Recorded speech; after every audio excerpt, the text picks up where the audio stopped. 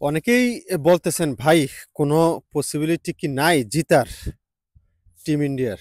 আবার অনেকে বলতেছেন ভাই না জিতলেও আমরা ড্র করব। এটা নিয়ে একটু আলোচনা করতে বলছেন যে না জিতলেও ইন্ডিয়া ড্র করতে পারবে কিনা। তো এই বিষয়টা নিয়ে একটু আলোচনা করি আমি আমার মতো করে। দেখেন ৩৩৩ রান অলরেডি হয়ে গেছে স্কোরবোর্ডে। ৩৩৩ রান অলরেডি লিড হয়ে গেছে অস্ট্রেলিয়ার। বাকি এখনো ১ উইকেট। তবে এটা ধরে নেওয়া যায় যে এই ১ উইকেট নিয়ে অস্ট্রেলিয়া হয়তো ৫-১০ রান বড়জোর করতে পারবে। কালকে ফার্স্ট আওয়ারে কি ৫ মিনিটের ভিতরে ৫ ওভারের ভিতরে আমি একটা কথা বলি, ৫ ওভারের ভিতরে বড়জোর ৫ থেকে ৭ রান অ্যাড করতে পারবে। ৩৩৩ আছে ৩৪০ রান বড়জোর হবে। এই ৩৪০-এর টার্গেট ধরেন, তাহলে ৩৪০-এর টার্গেট যদি আপনি ধরেন, আর হাতে যদি আপনি ৮৫ ওভার ধরেন, কারণ ৫ ওভার মনে করেন যে ওরা খেললো, তাহলে থাকলো কি ৮৫ ওভারে আপনার টার্গেট থাকলো ৩৪০। একবার হিসাব কিন্তু ক্লিয়ার। এখন কথা হচ্ছে টিম ইন্ডিয়া এই ম্যাচ কি ড্র করতে পারবে? ড্র হবে না এই ম্যাচ। এটা হচ্ছে আমার বিবেচনা, আমার আলোচনা। কেন আমার বিবেচনায় যে এই ম্যাচ ড্র হবে না?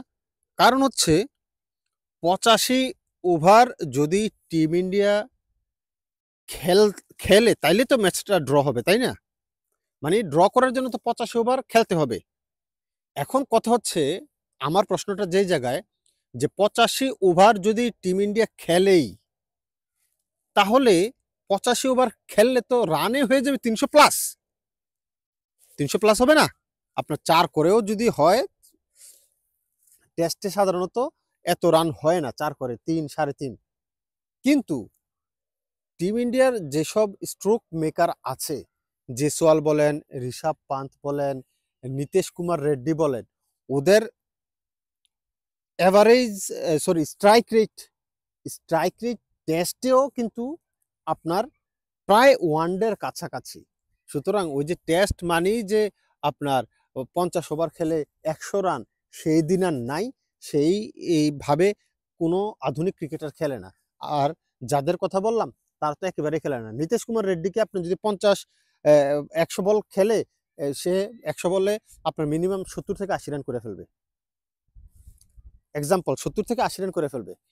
তারপরে আছে আপনার জেসওয়াল যদি ১০০ বল খেলে ১০০ বল থেকে সে মিনিমাম ৫০-৬০ রান করে ফেলবে। তারপরে ঋষভ পান্ত যদি ১০০ বল খেলে ওই যে ৭০-৮০ রান করে ফেলবে। সুতরাং ওই আগের ওই সময়টা নাই যে ১০০ বল খেলে ২০ রান, ১৫ রান।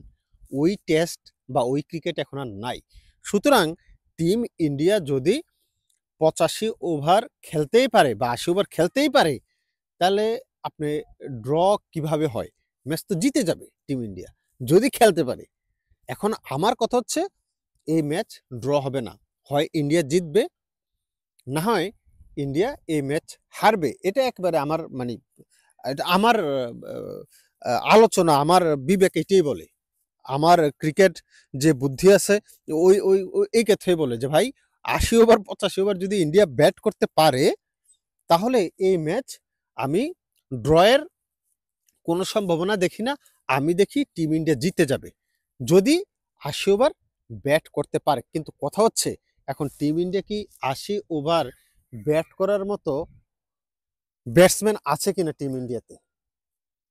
টিম ইন্ডিয়াতে ব্যাটসম্যান আছে ৮০ ওভার ব্যাট করার মতো, কিন্তু কথা হচ্ছে ফর্মে কজন ব্যাটসম্যান আছে এই মুহূর্তে সেটা।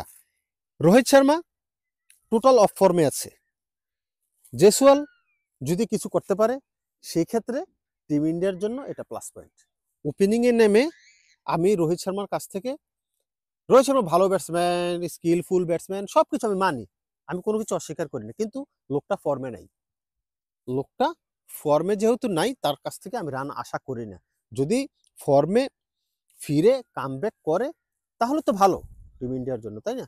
সুতরাং এই কথা আমি বলতে পারি যে রোহিত শর্মার থেকে রান না আশা করলো আপনার জেসওয়াল থেকে রান আশা করি আমি, রান করতে পারবে। তারপরে কেএল রাহুল মোটামুটি ফর্মে আছে, অফ ফর্ম ইন ফর্ম মিলেই আছে। তারপরে হচ্ছে আপনার বিরাট কোহলি ফর্মে নাই। কারণ হচ্ছে কি, বিরাট কোহলি ফর্মটা এমন, বিরাট কোহলি এই না যে আপনার খারাপ ক্রিকেট খেলতেছে, সে সেট হচ্ছে, খেলছে, ২০-২৫ রান করে তারপরে আউট হয়ে যায়। অফ স্টাম্পের বাইরের বলটা, সিক্স স্টাম্পের বলটা খোঁচা দিয়ে সে আউট হয়ে যাচ্ছে। এইটা হচ্ছে একটা বড় প্রবলেম বিরাট কোহলির। এখন কোহলি যদি এই প্রবলেমটা আপনি সামলে নিতে পারে, তো রান তো করতে পারে সে। তারপরে আছে আপনার ঋষভ পান্ত। ঋষভ পান্ত এখন ফর্মের batsman. Rishabh Pant of form in form মিলিয়ে মোটামুটি Rishabh Pant stroke maker player, ঠিক আছে, শট খেলতে পছন্দ করে। সুতরাং ঋষভ পান্ত যদি আপনার ৫০-৬০টা বল খেলতে পারে বা ১০০টা বল খেলতে পারে, তাহলে রান মোটামুটি করতে পারবে। তারপরে আছে জাদেজা। এখন জাদেজা যদি আর কিছু রান করতে পারে, তাহলে তো রান হয়ে গেল। জাদেজার পরে আসতেছে আপনার ওয়াশিংটন সুন্দর ভালো ফর্মের ব্যাটসম্যান। ওয়াশিংটন সুন্দর আপনার মোটামুটি রান করতে পারে। লাস্ট কিছুদিন আগেও সে রান করে নিচ্ছে, কিন্তু আপনার ডোমেস্টিকও রান করে আসছে, আপনার ন্যাশনাল টিমে ফেরার পরও সে রান করছে। এখন আসলে আপনি নীতিশ কুমার রেড্ডি প্রথম ইনিংসে সেঞ্চুরি করছে, দলকে ফলন থেকে বাঁচাইছে। এখন সেকেন্ড ইনিংসও এই ধরনের ইনিংস সে খেলতে পারবে কিনা? ভাই, ক্রিকেটে অসম্ভব বলে কিছু নেই, খেলতে পারবে। তার মানে এই না যে সে প্রথম ইনিংসে তার রানের কোটা শেষ হয়ে গেছে, ভাই যা ছিল পকেটে সব শেষ করে ফেলছে, খরচ করে ফেলছে, তা না, রান করতে পারবে সে। এখন এই ব্যাটসম্যানগুলোর নাম যে বললাম আমি, তারপর আকাশদীপ আছে, হালকা পাতলা রান করতে পারে। জাসপ্রীত বুমরার কাছ থেকে আমি রান আশা করি না, মোহাম্মদ সিরাজের কাছ থেকে আমি রান আশা করি না। এই প্লেয়ারগুলো, এই আটটা প্রপার ব্যাটসম্যান নিয়ে যদি টিম ইন্ডিয়া ৮০ ওভার না খেলতে পারে, ৮০ কিংবা ৮৫, যাই হোক ৫ ওভার খেললে ওরা ৮৫ ওভার থাকবে, হয়তো লাঞ্চ কি বলে ইনিংস বিরতির জন্য ২-৪ ওভার কম খেলতেও পারে। এখন ৮০ ওভার যদি আমি ধরি, ৩ আটা ২৪, মানে ৪ করে যদি হয় ২৪০, ৪ আটা ৩২, মানে ৪ করে যদি হয়, ৩ করে হলে হয় ৪ করে হলে হয় আপনার ৩২০। তো ৪ করে যদি একটা দল রান করে টেস্টে, এটা কিন্তু অসম্ভব কিছু না। ৪ করে এখনকার যুগে রান হচ্ছে, এবং যেই স্ট্রোক মেকারের কথা আমি বললাম, যারা শট খেলতে পছন্দ করে, তারা এই ধরনের শট খেলে অভ্যস্ত। জেসওয়াল কিংবা ঋষভ পান্ত, নীতিশ কুমার রেড্ডি, ওরা ১০০ বল করে যদি খেলে, দেখবেন আপনি ৬০-৭০ রান করে মিনিমাম করবে, কারণ এভারেজটা ওদের এমন, স্ট্রাইক রেটটা ওদের এমন। সুতরাং যারা বলছেন যে টিম ইন্ডিয়া হেরে গেছে, হতে পারে, হারতে পারে, অসম্ভব কিছু নাই, কারণ রানের অনেক প্রেশার থাকবে। লাস্ট দিনে এসে, পঞ্চম দিনে এসে উইকেট কেমন আচরণ করে, সেটাও একটা দেখার বিষয়। হারতে পারে, কিন্তু আমি এটা বিশ্বাস করি না যে ড্র হবে, এটা আমি বিশ্বাস করি না। আমি বিশ্বাস করি হয় হেরে যাবে, না হয় জিতে যাবে। এখন হারার পসিবিলিটি কতটুকু আর জিতার পসিবিলিটি কতটুকু, দেখেন পিচ পঞ্চম দিনে কেমন বিহেভ করে, কেমন ফাটে, সেটার উপর ডিপেন্ড করে অনেক কিছু। হতে পারে পিচটা ফেটে গেছে, বলাররা বাড়তি সুবিধা পাচ্ছে, তখন টিম ইন্ডিয়া দাঁড়াইতে পারবে না, হয়তো ২০০ রানে অল আউট হয়ে যাবে, ১৫০ রানে অল আউট হয়ে যেতে পারে। কিন্তু পিচটা যদি ভালো থাকে, পিচ যদি না ফাটে, এই ৮টা প্রপার ব্যাটসম্যান নিয়ে টিম ইন্ডিয়া যদি ৮০ ওভার খেলতে পারে, ম্যাচ জিতে যাবে। ইতিহাস নতুন করে রচনা হলেও হতে পারে। অসম্ভব বলতে ক্রিকেটে কোনো কিছু নাই।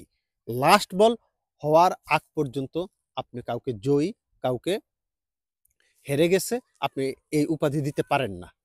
টিম ইন্ডিয়ার এখনো সুযোগ আছে। তবে পরিশেষে একটা কথা বলতে চাই, এই ম্যাচ ড্র হবে না।